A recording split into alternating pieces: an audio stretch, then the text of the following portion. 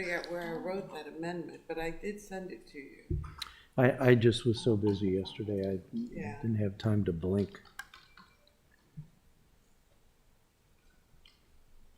Are we supposed to have the appointees here?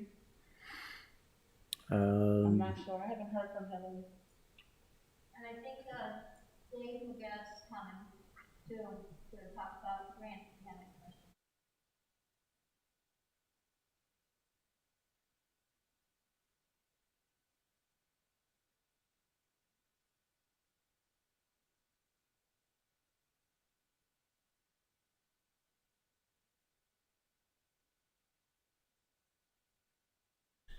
Call the Finance Committee to order on October 20th, 2021. First order of business is roll call. I note that Alderwoman Finlayson and Alderman Payon are present, so we are at full complement. Before I ask for approval of the agenda, I just wanted to take a moment to recognize that this is Alderman Payon's last Finance Committee meeting. And I wanted to express my, Fred, I think you may have the longest running tenure on the Finance Committee of anybody, and long service, and I want to thank you for all of your years of participation and contribution, and hope you enjoy life after November 2nd. We're really after the council meeting on the 25th, but I do appreciate your efforts, and I wanted to thank you for those. Well, thank you, Mr. Chair. It all started in no problem. All right. I'd like to echo that, if you don't mind, Mr. Chair. Certainly. Thank you, Alderman, for serving our city in many capacities, but particularly our service on the Finance Committee. So I just want to say thank you. Well, it's been my pleasure. Thank you very much. The next item on the agenda is approval of the agenda, and we have some late-minute additions here, which are the addition of SA 5, 6, 7, and 8-22, which are the supplemental appropriations I think we all have in hard copy. So if there is a motion to approve the agenda as amended. Mr. Chair, I'll recommend approval of the agenda with the addition of the 4 essays. Second. All those in favor signify by saying aye. Aye. Aye. The ayes have it. Next item on the agenda is approval of the minutes from our last meeting, which is a while ago now, since we didn't have our normal meeting. Is there a motion to approve or amend the agenda, the minutes? These are from September 15th.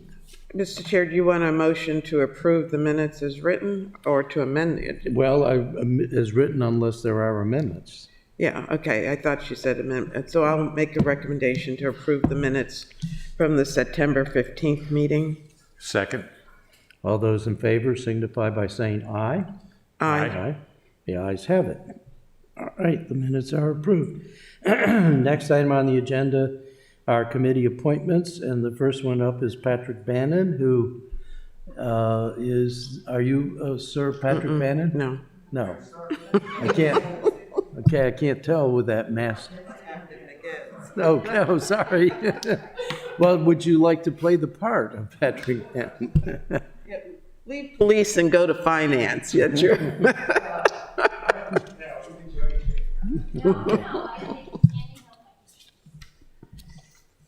Committee, what is your pleasure? Mr. Bannon's resume is quite impressive to me and seems like he would be a very good addition to the Financial Advisory Commission, but typically we have the candidate before the council. If we don't approve this today, we certainly won't be getting to it until February.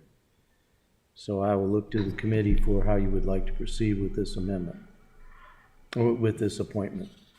You can see he has an extensive background in all the right things. I don't know, Madam Finance Director, have you had a chance to read his resume, and could you care to comment on it? I just saw it just now, and I'm looking through it, and Okay. it's, All right. seems well-educated and experienced to me, but it's just on. Let's see. Mr. Care Darrell. if I comment? So as I mentioned at the audit committee meeting the other morning, after reviewing this resume last week, I mean, he seems like he's ideally suited for the audit committee, actually, couldn't because agree he's an more. auditor, but I'm sure he would be very helpful on the FAC as well. My only pause is if we don't do something today, unless there's a motion at the city council to do something, this will fall to December. I think the fact is pretty much up to strength, so I'm not sure that would be a serious deficit if it was delayed, but again, I look to my colleagues on the committee. Well, Mr. Chair, we have been pretty consistent in saying that we want people to come before our committees, Okay? especially if it is a first-time appointment. So, and oftentimes we get names before us and they never appear, and they never appear for committees either because there's been a disconnect, I'll say. So have we heard anything from Mr. Bannon about his interest? I Well, mean, just what we have in the written statement. well, I mean, about not being here today. Oh, no. Usually Hillary is the one that makes sure that our applicants get here. I think that Ms. Farrow is going to come to the rescue. Perhaps we should defer this and go on to the next appointment or reappointment, as the case may be. The next reappointment is for Frank Brown, who I am very familiar with, as are you. And this is a reappointment. Mr. Brown has served on the Finance Advisory Commission for a number of years. And while he's not here, I can attest to his interest in wanting to continue to serve. Did you And- say he's already a member? Yeah. Yes. This is a reappointment. I mean, I'm sure you don't either. I don't have a resume or anything like that. I don't know Mr. Brown. I do know him, and he is a constituent, but also he has been a very valuable member of the Financial Advisory Commission. He has a background that is very helpful.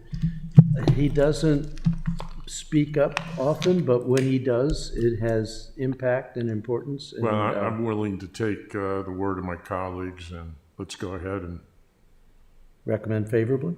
sure. Is that a motion? I don't know him. I don't All think right. I can make a motion. I'll make it or second it, whichever is I'll needed. second it. All right.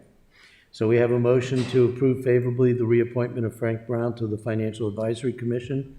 Without further discussion, all of those who are in favor signify by saying aye. Aye. The ayes have it. Favorable. Sign. I have to say, just as an aside, Frank really did, came with a lot of credentials, but he really grew into the job and has been a very valuable member. All right, so we have just signed that. Do we know, Madam Assistant City Manager?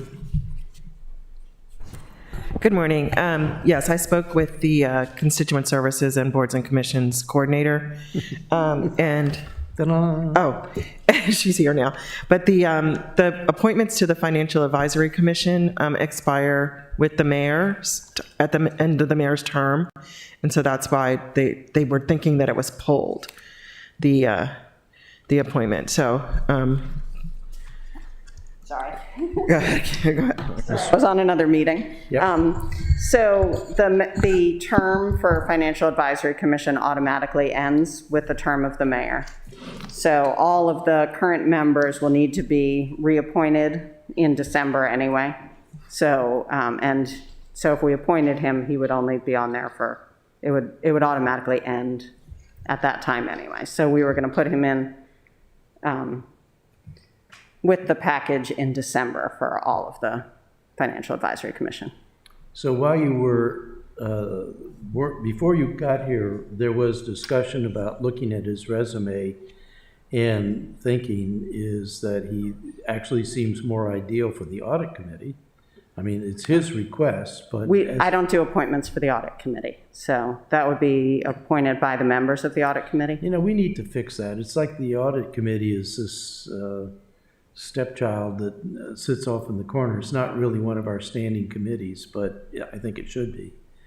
But I take it from what you're advising that if we allow this to be postponed and take it up in December, it's not going to be a problem.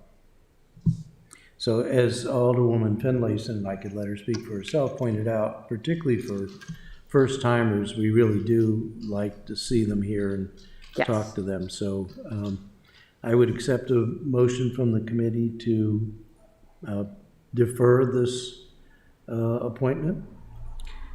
We're talking about Patrick Bannon's appointment? Yes. I would make that motion. Alderman Payo? Fine with me. Okay. All those in favor of taking no action on this application from Patrick Bannon, please signify by saying aye. Before you vote, Aye. are you taking no action or are you deferring? What's the motion? The motion is to take no action. Okay, thank you. So I'll also note that here. All those in favor of taking no action signify by saying aye. Aye. All opposed? The ayes have it. So, thank you, Hillary.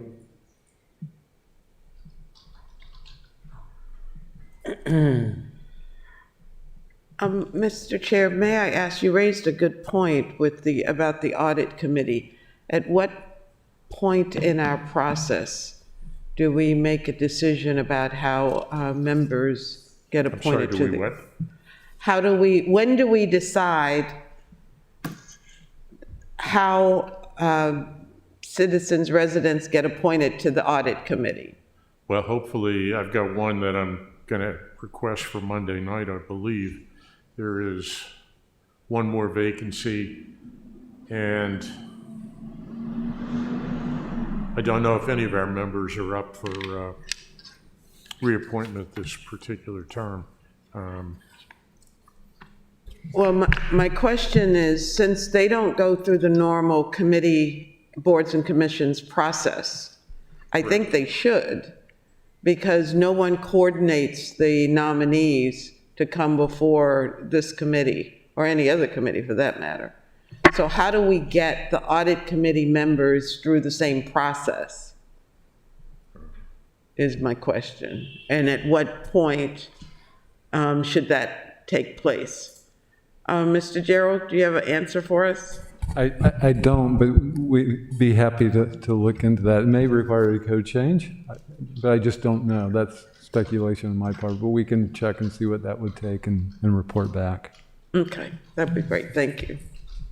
I'm not saying anything's wrong with the process now, but there's some gaps in it. Thank you. All right, at this point, in our normal order, we would take up supplemental appropriations, starting with SA 5. And Madam Finance Director, if you could walk us through this, please. Yes, this is SA 522. It's a supplemental allocation appropriating an additional $4,379 from HUD. It's an increase to our FY22 CDBG allocation. We had initially programmed the budget with the $299,000, and later we found out we had $303,352, but we did not update the budget for that amount.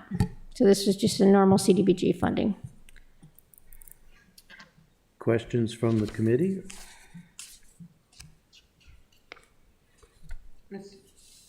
Mr. Chair, I'll move a favorable recommendation for SA 522. I'll second that.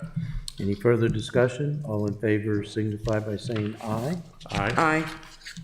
I'm going to sign this, but I note that there are no other signatures which usually precede these coming to the? Yes, so we have another set of documents that have signatures on them.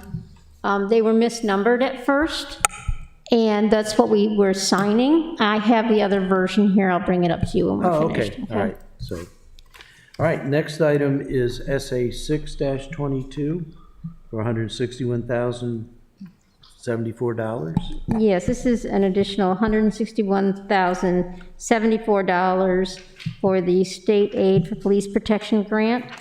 It'll increase the budget of $900,000 was set based on a preliminary estimate, and we were awarded $1,061,074. There's no match required, and we ask Lieutenant, right, Miguez, to come and answer any questions you have about the money if you want to find out how it's being spent. Are there questions from the committee? A second. Pardon? Did you say, is there a second? I said, are there questions? Well, first of all, there should be a motion. Is No, there- I'm fine with it. No questions Well, I'll at make all. the motion that we approve SA I'll 622. Are there any questions? This seems both welcome and straightforward. I do have a question. Captain, exactly what protection expenditures are being included? So this only covers salaries.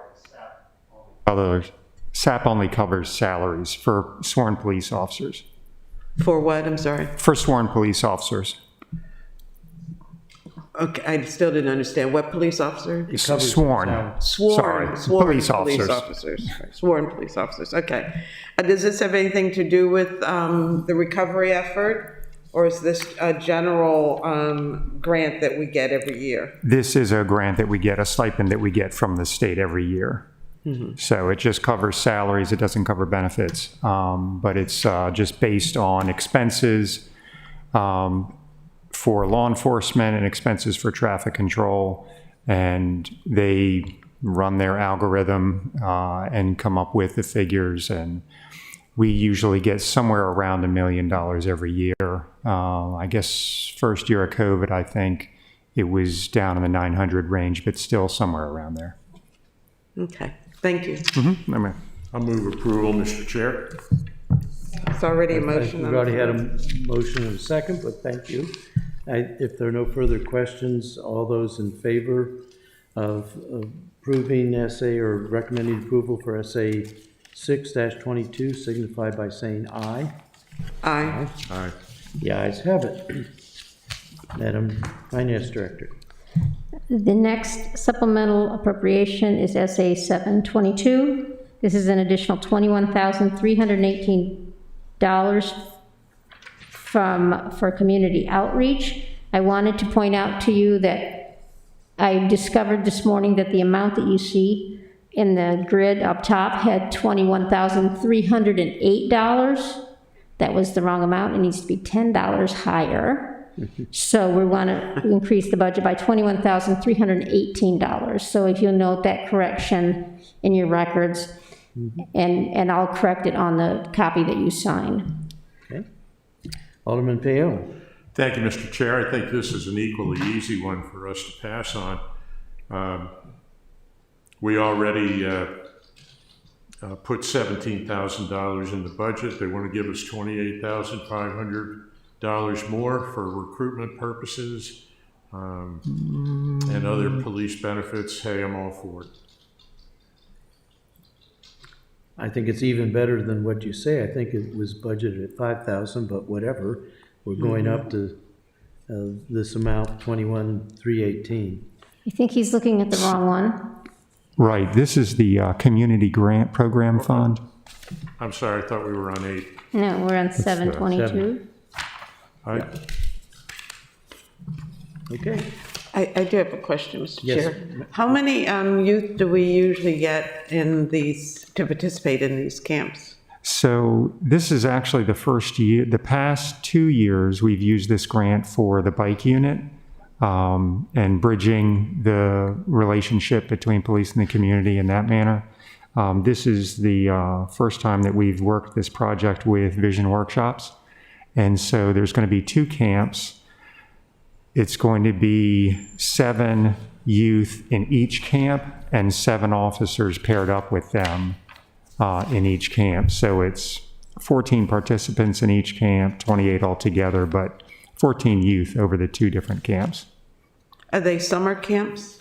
We were planning on summer camps, but they didn't award it until it was too late in the summer to get that in. So we're now doing 5 sessions of 2 hours each, and they get together and learn about photography and writing. The youth do anyways. And like I said, they're paired up, an officer and a youth, and they basically just kind of learn about each other and tell each other stories. And then at the end, there will be an exhibit with the photography, the visual arts material that's produced from the camp. So it's we're really looking forward to it. It's a really good program. Mm-hmm.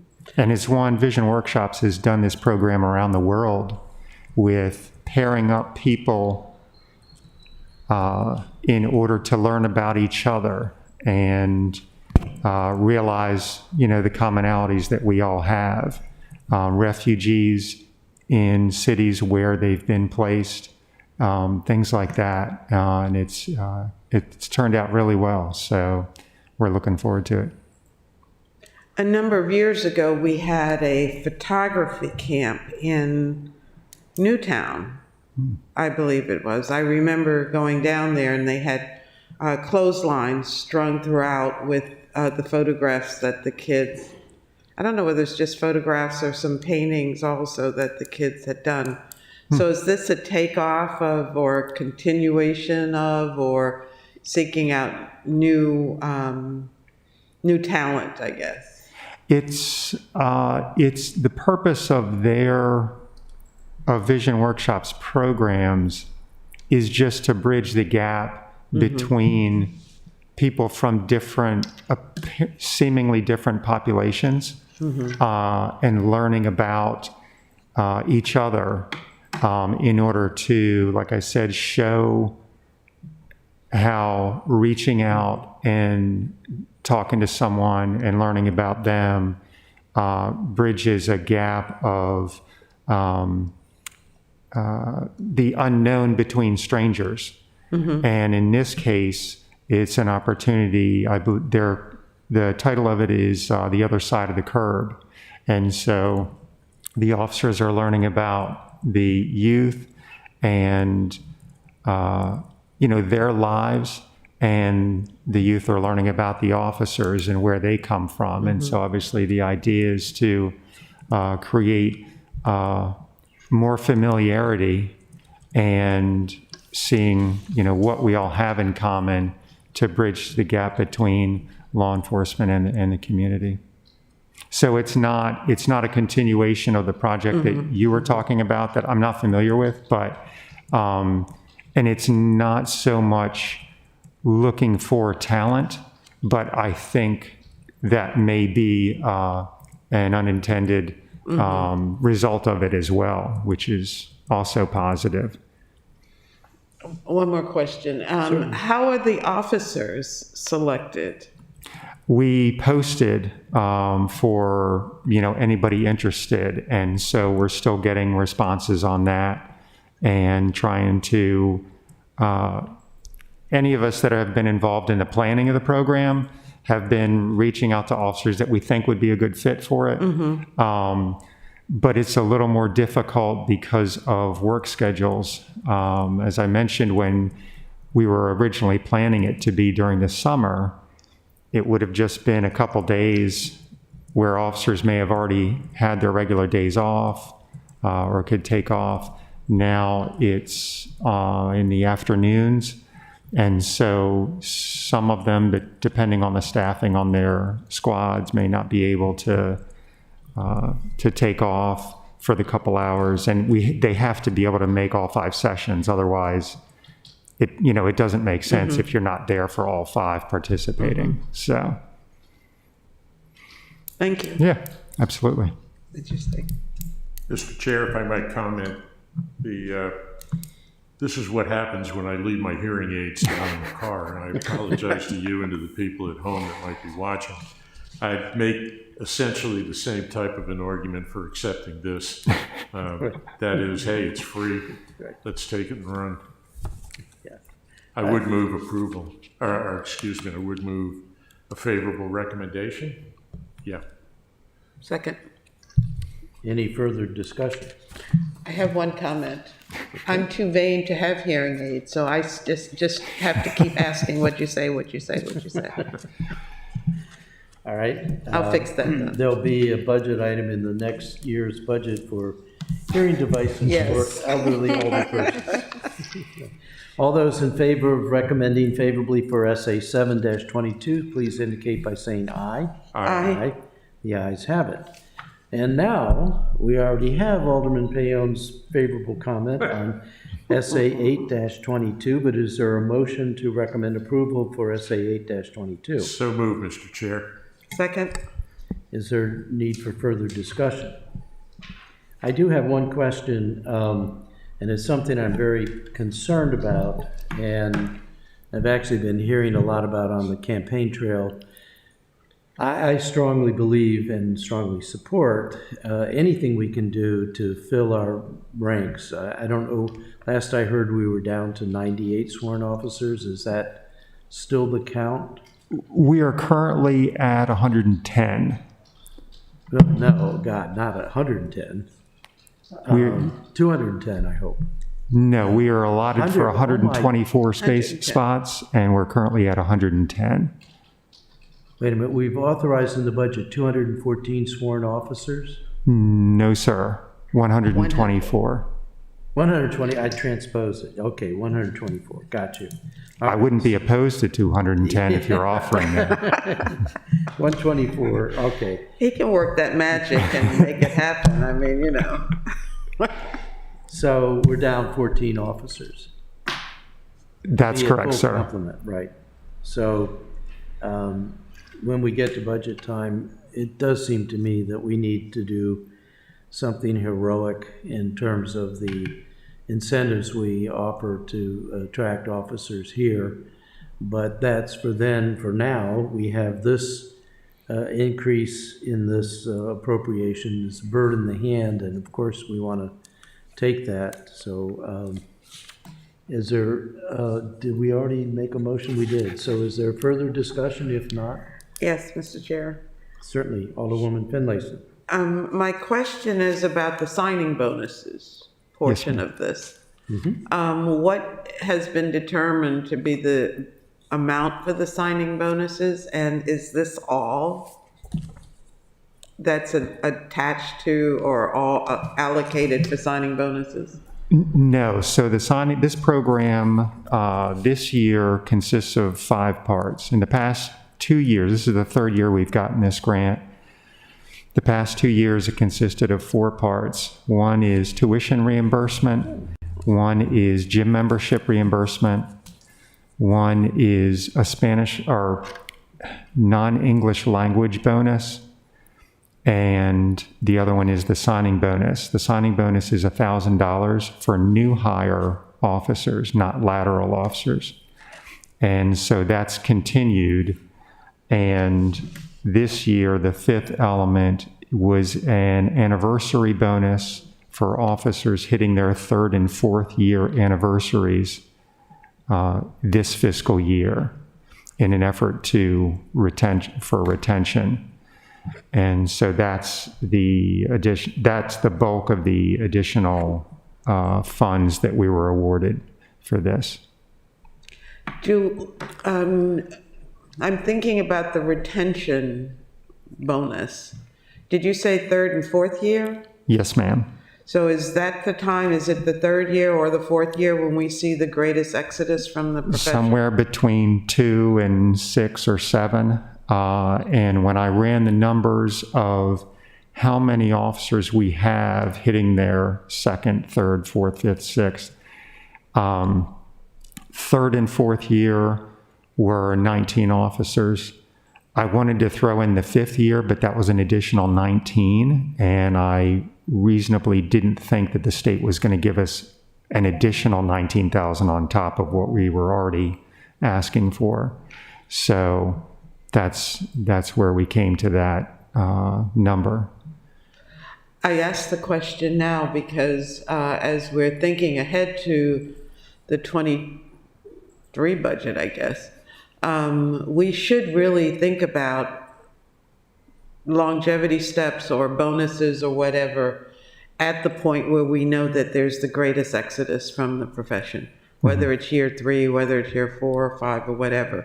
But that needs to be considered as we're talking about funding for the department and maintaining our staffing levels.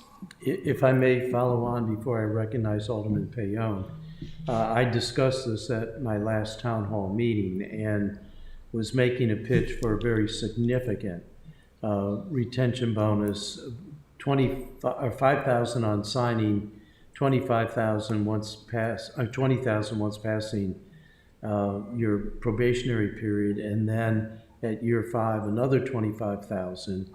And a very interesting comment came from the audience saying, "That's great to get the new younger officers, but aren't you going to have some angst at the other end of the scale?" And so one of the things that was discussed, I mean, this is obviously the citizens, was maybe adding a 13th longevity step at the back end. I calculated at that time the vacancies, that would be about $1 million worth of expenditures to bring us up to full force, which when I brought that approximate number up to the group, and this was, there were probably 85 people in attendance, it was very warmly received. Having this security is very important, certainly to my constituents from that meeting, but I think across the city there's a concern and a cry for we elected officials who have the final opinion on the budget that we do something heroic to fill this gap. So I'm passing that on to you and to my colleagues. This is a very urgent priority. And I know where I think I can find that extra money, but we won't talk about that now. Well, Mr. Chair, we should ask Captain Miguez to begin to think about, and I know we're in bargaining right now, but to begin to think about a proposal that would address retention, recruitment and retention, which would include the signing bonuses up front and whatever other stipends throughout, and whether it's adding additional steps at the end of the scale or whatever. But begin to think about, so that you can present to us what would be a good strategy for, recruiting and retaining officers. Yes, ma'am. So, thank you. Alderman Payon, you wanted to make a comment? No. No. Is there any further discussion?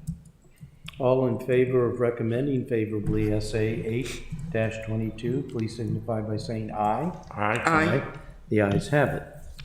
I believe that concludes the supplemental appropriations section of our agenda. And thank you, Captain, for coming. We appreciate your help. The next item on the agenda is ordinance 35-21, acceptable forms of signature.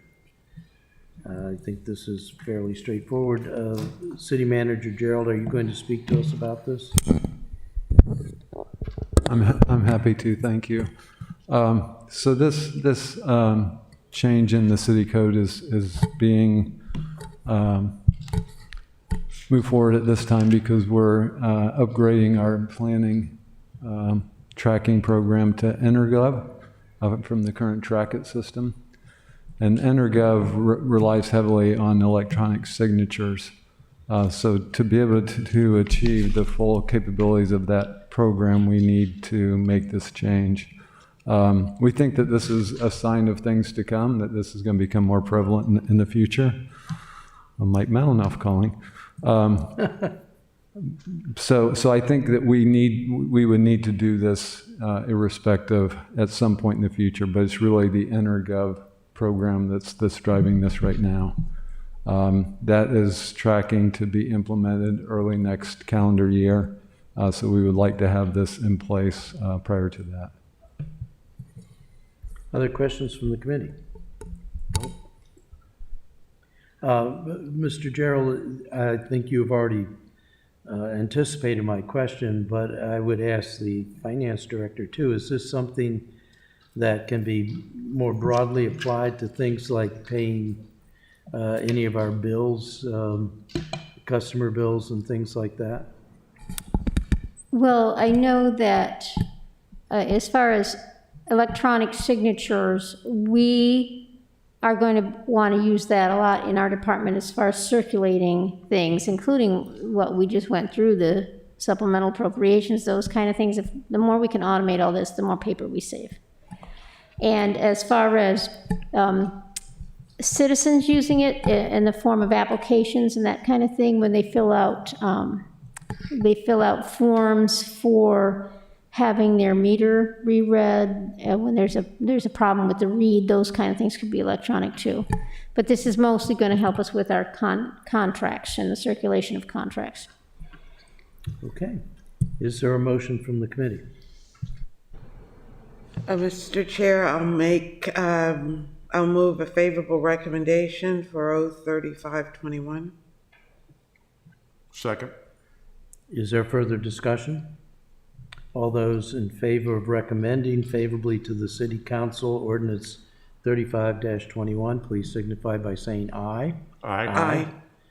Aye. The ayes have it. Next item on the agenda is our 2921 Military Bowl. And I believe this is a waiver of some fees. Who will speak to this from the administration?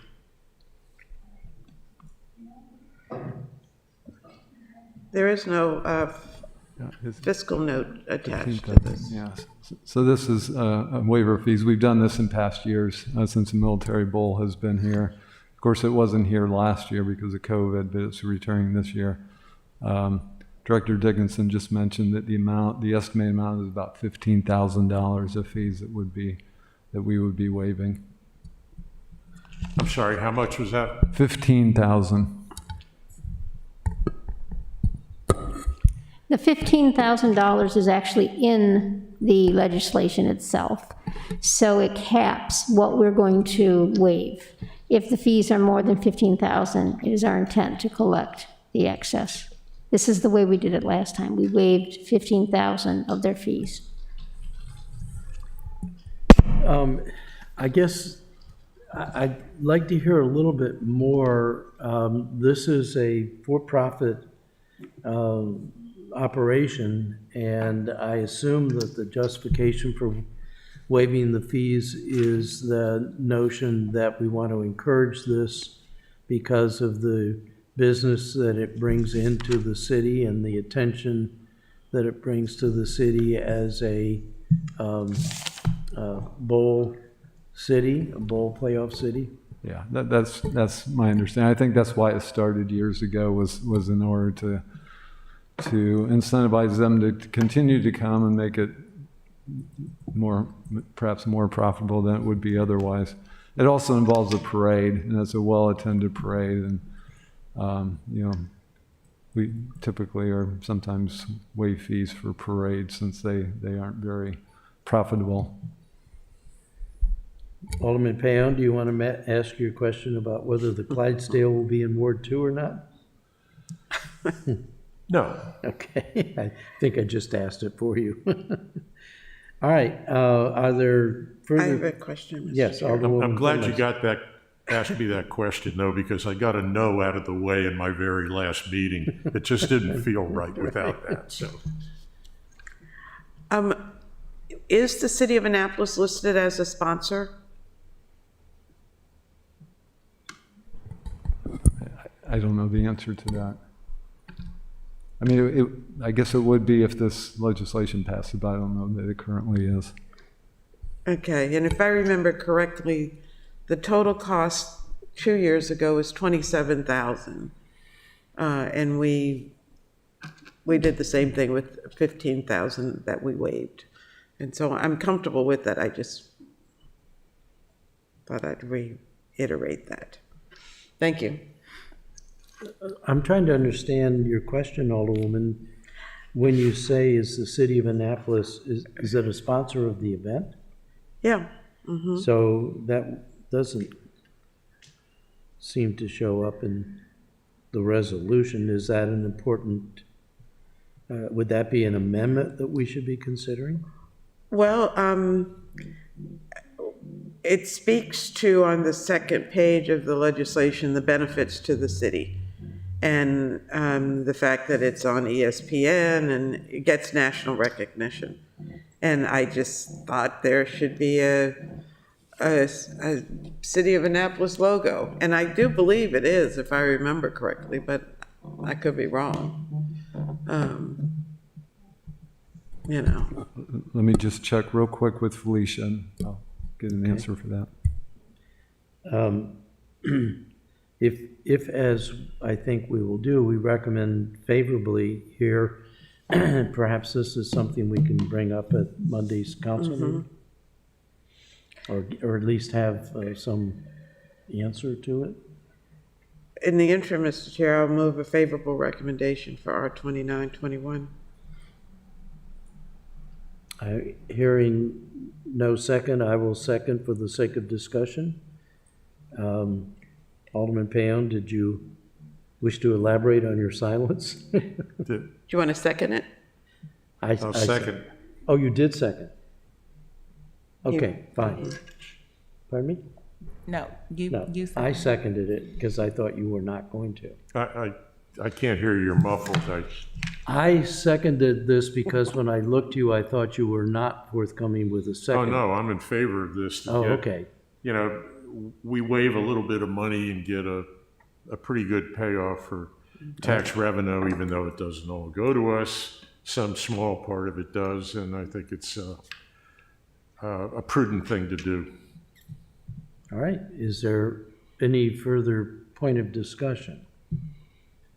If not, all those in favor of recommending favorably are, whatever it is, 29-21, signify by saying aye. Aye. The ayes have it. This completes our legislative agenda, and at this point on our agenda, we normally get an update from the Finance Department, from Director Dickinson. So in the Finance Department, as you know, we have our new Assistant Finance Director is working. She's actually on a vacation this week, so it's a little quieter in my office. And I've been helping her with her project, which is helping me get the comprehensive financial report pulled together for our audit. The most important thing we're doing right now is getting ready to sell bonds. The bond sale is next Thursday, and it'll take place here, and of course we'll be sitting and receiving bids all day and then selecting the winning bid for the bonds. We have gotten reports back from all 3 of the rating agencies, and they have all reaffirmed our AA1 ratings, consistent with what they were before. As you know, Moody's just reevaluated in August, and they reaffirmed that for this issue as well. On the bond sales, I think we might have all gotten an email from a constituent. I think it was someone in Ward 1 wanting to know if these government tax-exempt bonds were made available for purchase by citizens of Annapolis. I don't really know the answer to that, but I thought I'd bring that up. So we sell the bonds to one bidder. That bidder, whoever it is, repackages and sells it to others. Now, at what point that will be available to individual buyers, I don't know. I can see if Davenport, our financial advisors, could give me some information on that, at what point they would be available for individual investors to buy. Okay. May I follow up? Certainly. Does that mean potentially an individual could hold our bonds? Yes, you could buy it through a broker, just as you could buy shares in, General Electric or something like that. You could buy this bond on the market if they're sold individually.